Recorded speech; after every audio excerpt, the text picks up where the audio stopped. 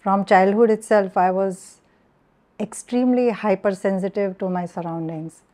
And that kind of had like a big impact on me. Ramana Maharshi deeply impacted me. I met Sabyasachi Guha. He clarified so many of my spiritual concepts, and he made me really look into the deeper aspects of spirituality. And it was he who encouraged me to start writing. And that is how this first book came about. For India's Spiritual Heroines was, as I was thinking about my own life journey, it occurred to me that, there must be other women like me who would have looked for answers through spirituality. And I wanted to read more about them, know their life stories, and, how they achieved what they achieved. I wanted to bring their stories to the limelight. So that was the genesis of this, my second book, India's Spiritual Heroines.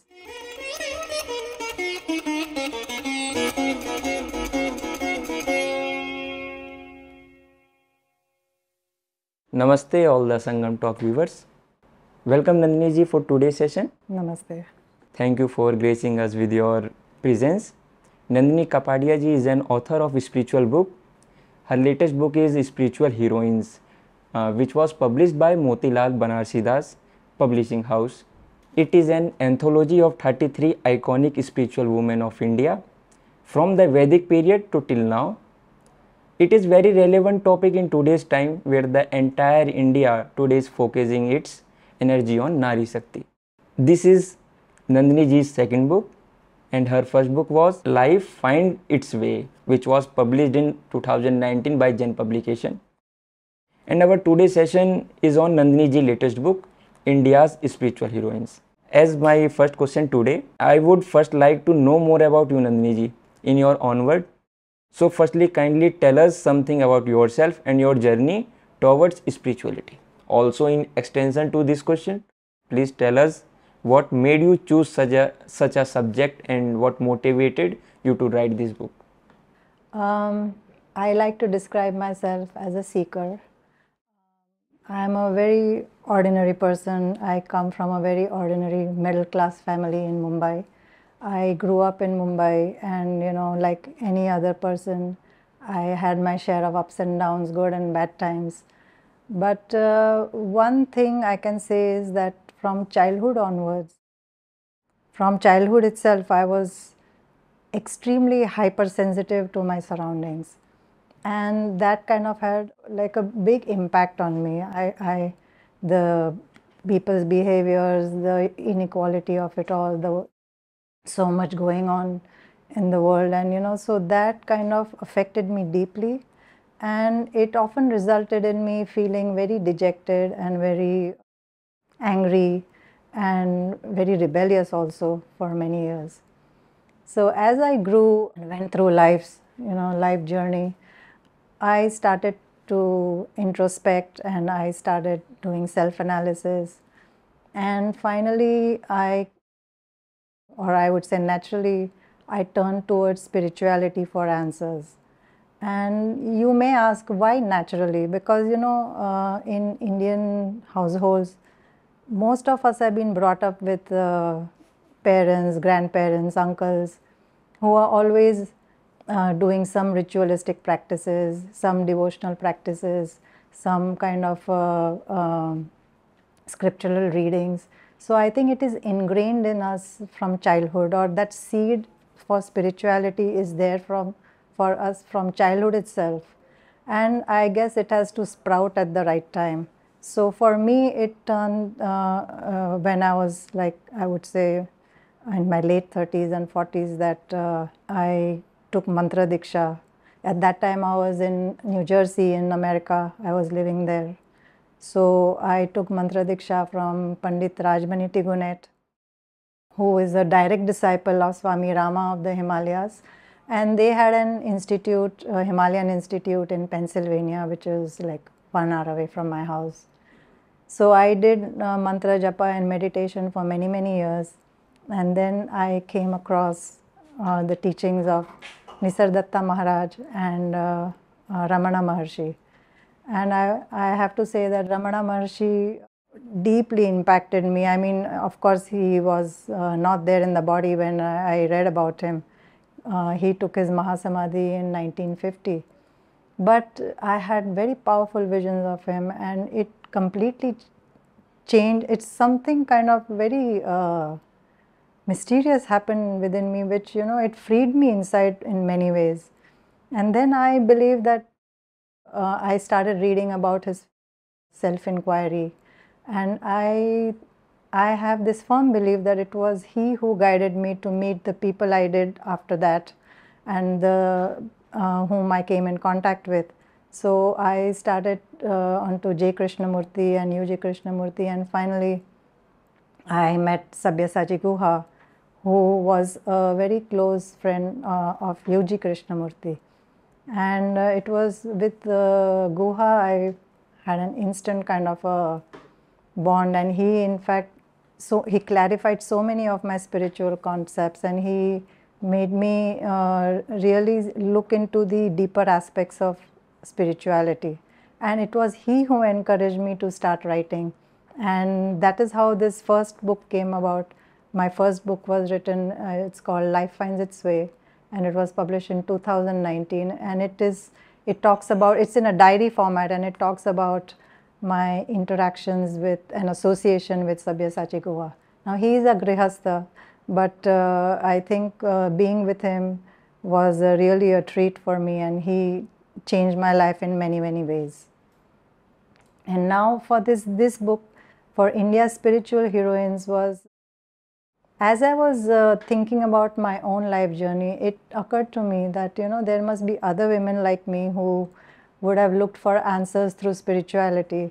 And I wanted to read more about them, know their life stories, and, how they achieved what they achieved. So I started looking, and to my utter surprise, I actually couldn't find much about them. I really had to look and look and look and look, and then I came across certain names which were like, and no books really, just some Wikipedia pages or some blogs which would talk about some Maharashtrian women or Bhakti saints or some Kashmiri women.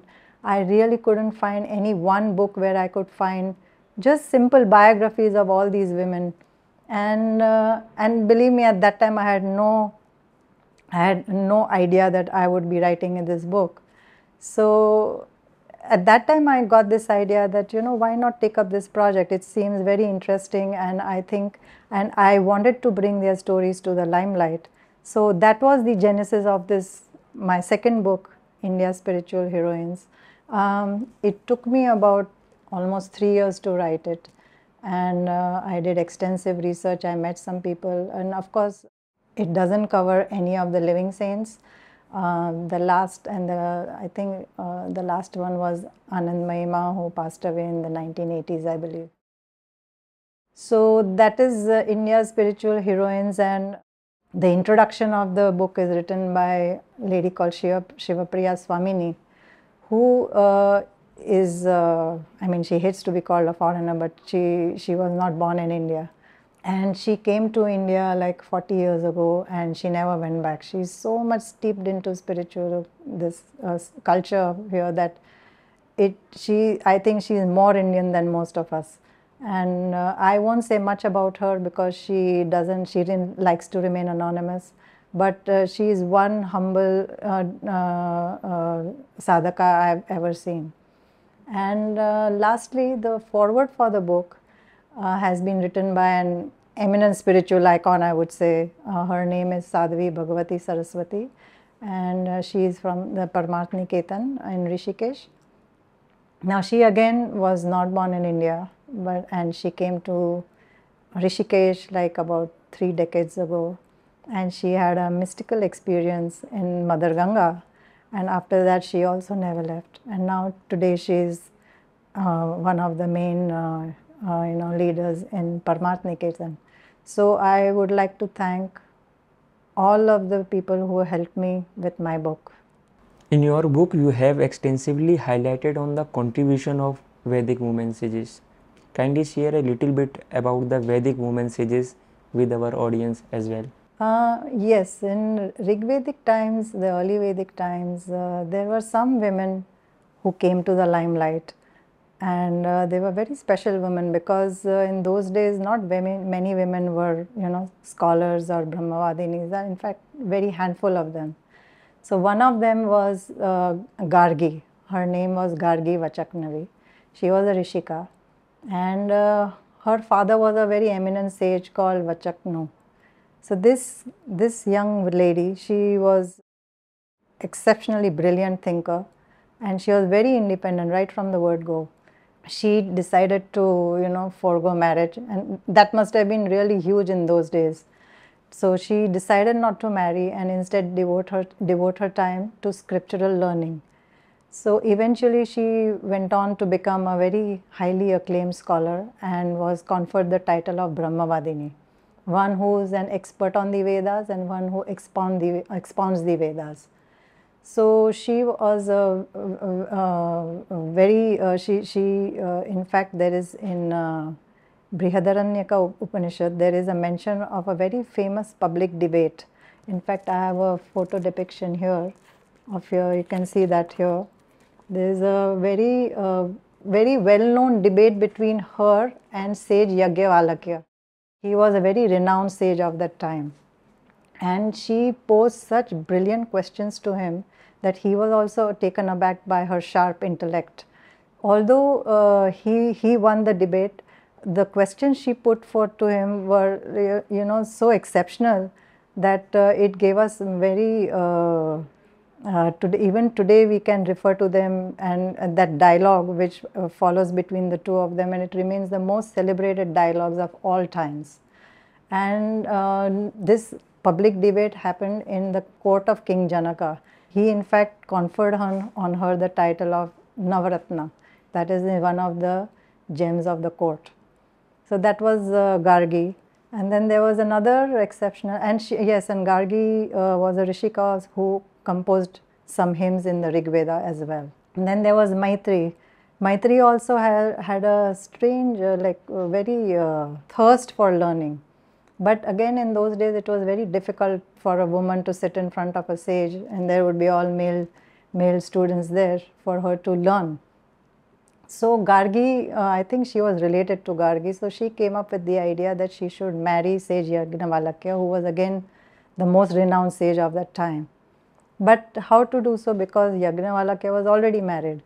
So Gargi approached his first wife, whose name was Katyayani, and she explained to her that Maitri's real reason was to learn from her husband, and she would still be the mistress of the house. And that magnanimous lady, she agreed.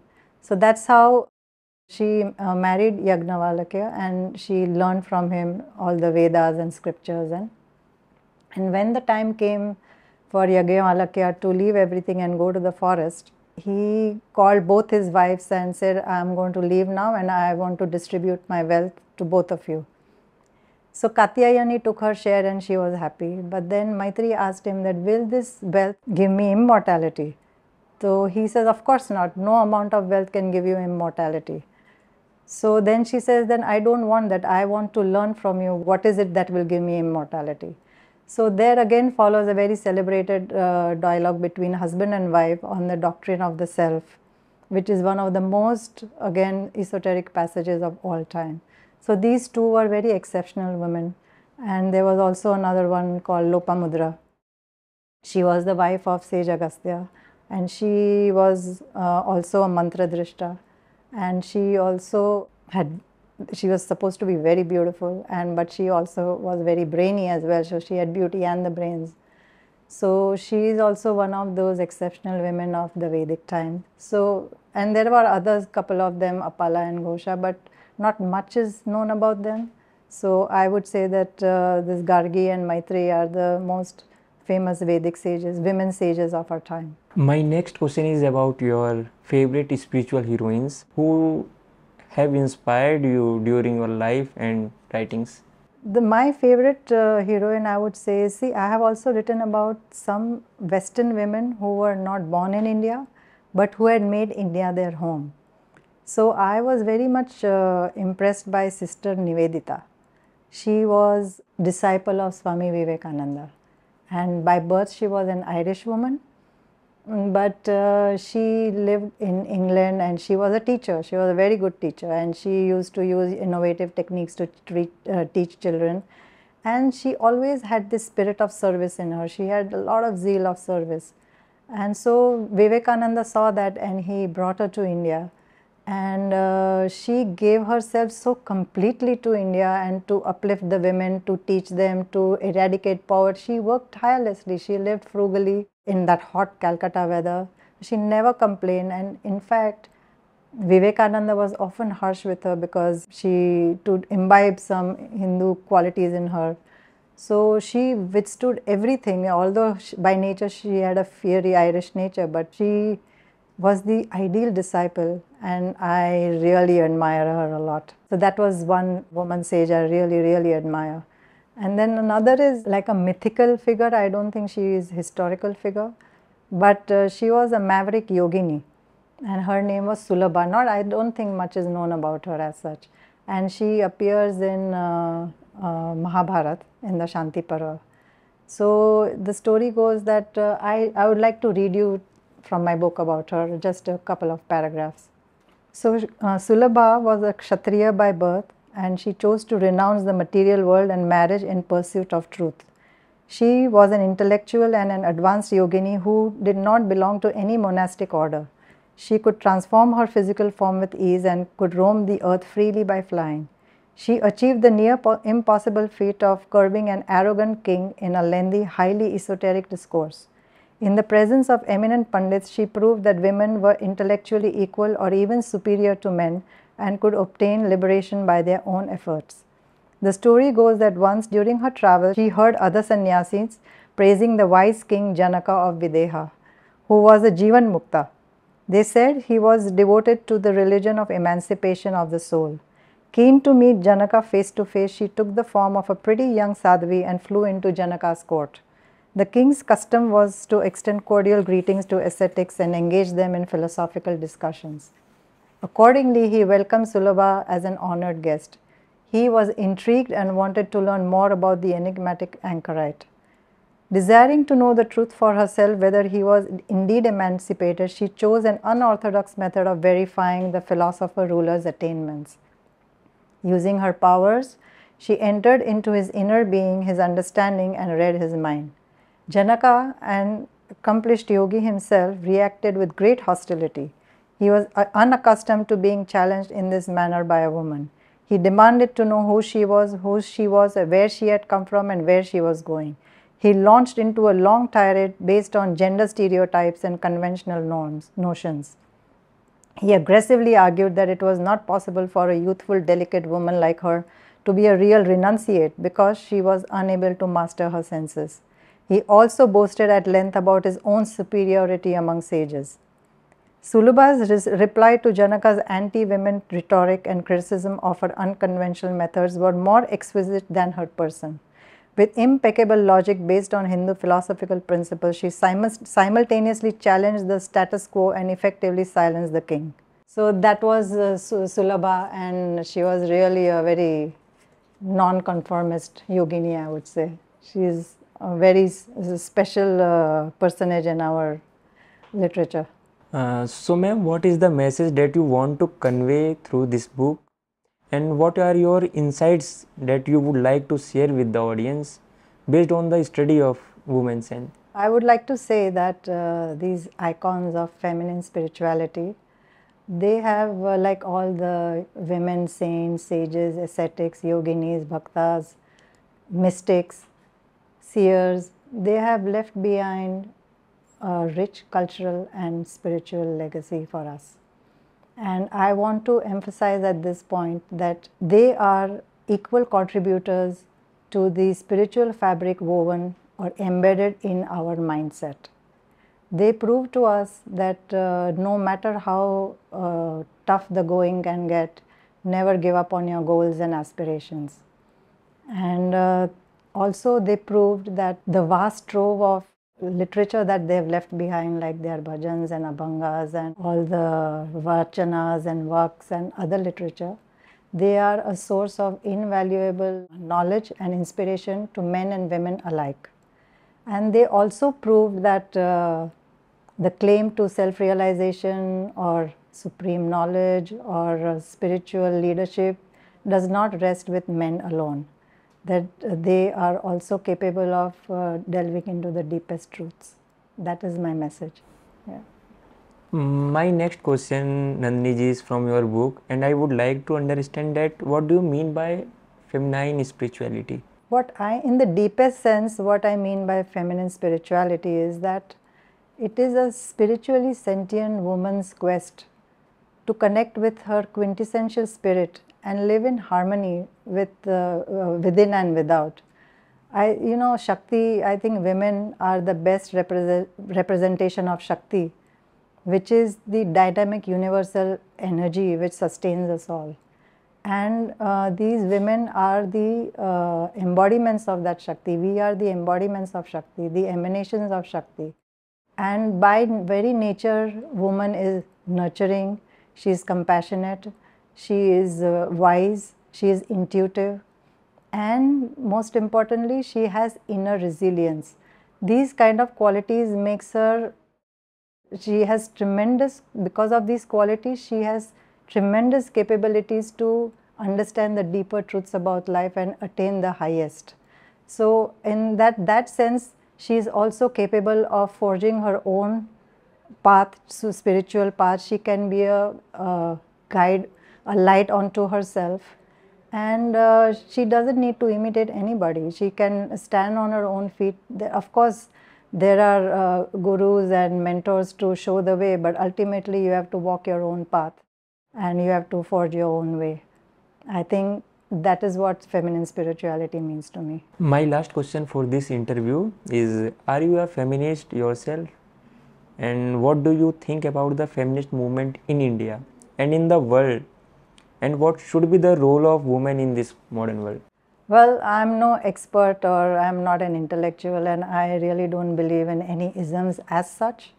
But I would say that as far as women are concerned, they have been marginalized, sidelined, relegated, and overlooked for too long.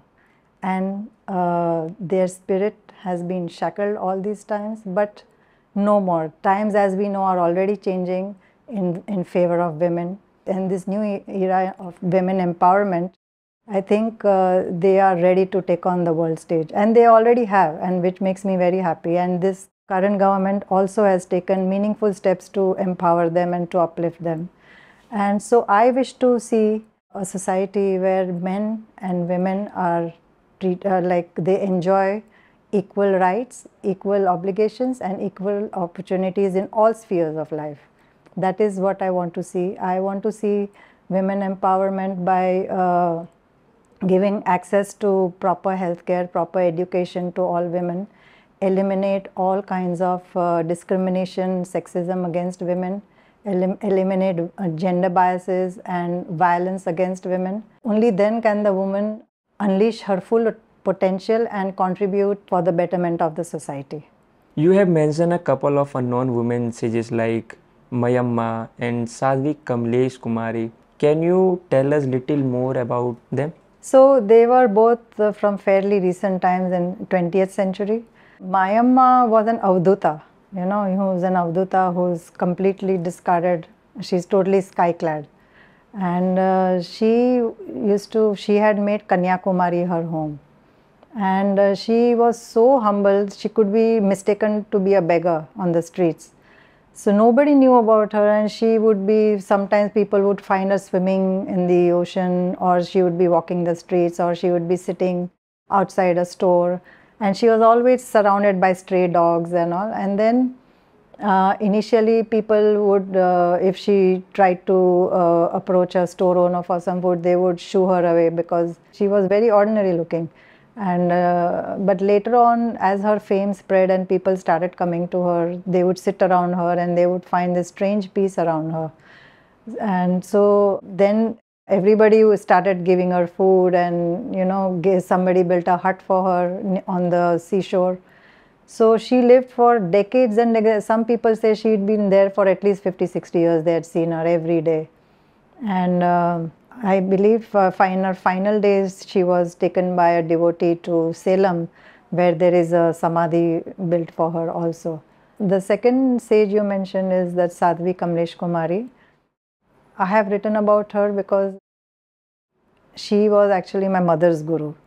And she came originally from Pakistan side of Sindh, and then she migrated to Bombay. And she was a Sindhi, and she was initiated into the Nath tradition. And she resisted a lot in the beginning, that she did not want all this, but then the pull of her guru was so much that finally she had to give in. The story which I find striking about her is that we've read in many spiritual books that somebody loved their guru so much that they were ready to jump from the mountaintop or jump into the sea, but I actually don't know if anybody did really. But Sadhvi Kamlesh Kumari, my mother has recounted that she when her guru took Jal Samadhi in Gujarat, in Tapi River, she could not bear the thought of being separated from her guru. So in like a fit of grief, she just jumped into the water, although she didn't know swimming. And luckily she didn't drown, and she was brought to the shore. But that kind of showed me her real unconditional and deep love for her guru. So I think we have a lot to learn from such eminent or such devoted sages. Thank you, ma'am, for this enlightening session, and thank you all the Sangam Talk viewers.